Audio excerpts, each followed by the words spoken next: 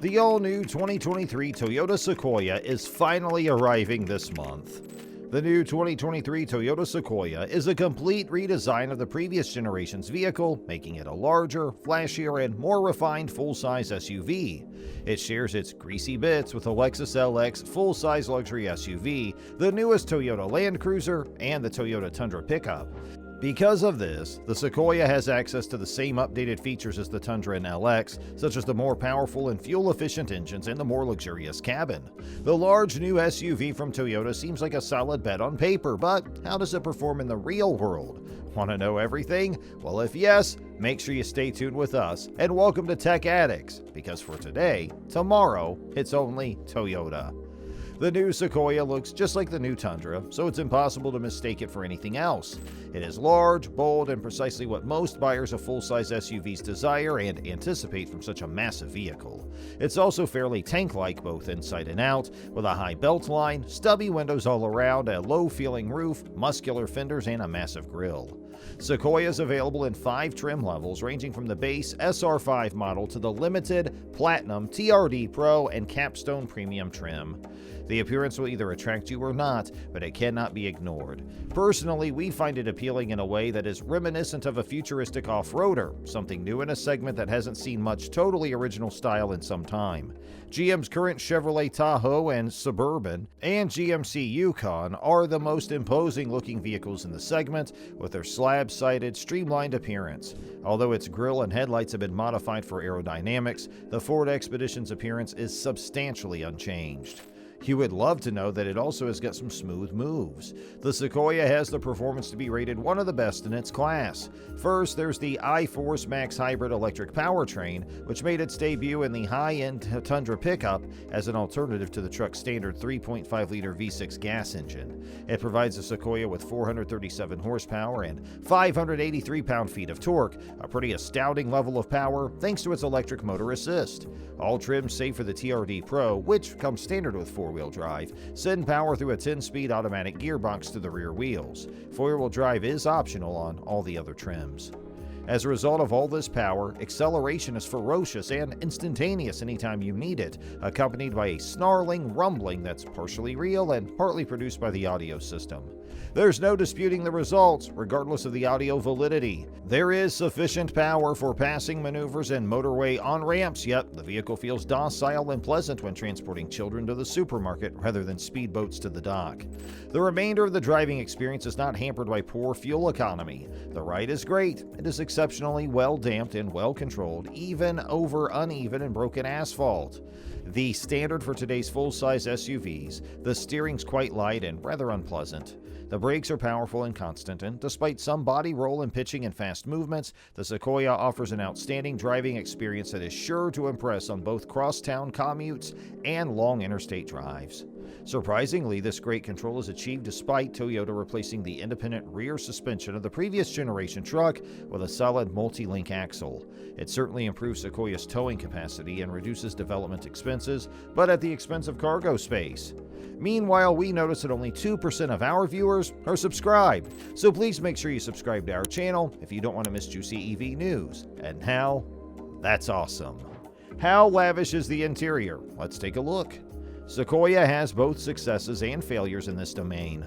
The exterior size of the truck does not appear to be reflected within. The front seats are roomy and comfy, but the dashboard's tall and blocky. The center console is broad and quite invasive, and the windshield is short, giving the cabin a claustrophobic, bunker-like sensation rather than the spaciousness one would expect. The second row has ample hip and legroom, however the third row does not. Yes, the packaging is to blame. The sliding function of the row is supported by both the rear axle that lifts the cargo floor and the hybrid system's battery pack. It also stops the seats from folding completely flat. Indeed, the Sequoia lacks a flat cargo floor, making even a trip to Costco somewhat difficult. The Sequoia's largest shortcoming is its inability to transport large amounts of luggage or long things, as there's no incentive to purchase a full-size SUV that cannot carry full-size adults inside the third row, or even moderate freight.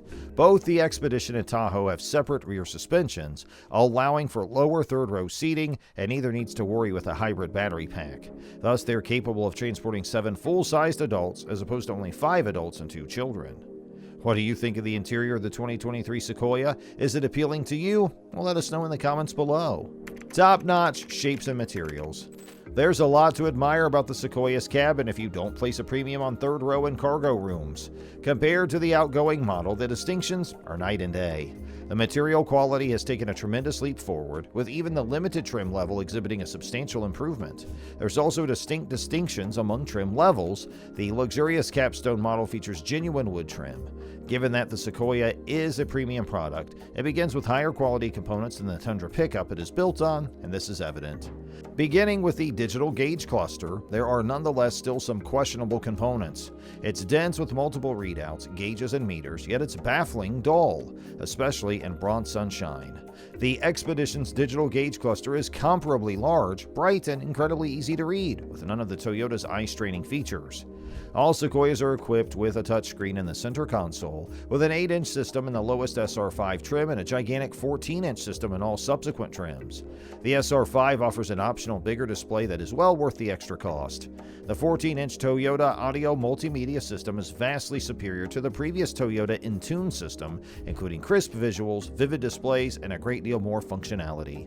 It lacks a home button that displays several operations, which makes it rather difficult to operate. This means that you can only view one function at a time on a large screen, and even then, there's not much to look at unless you're on the navigation screen.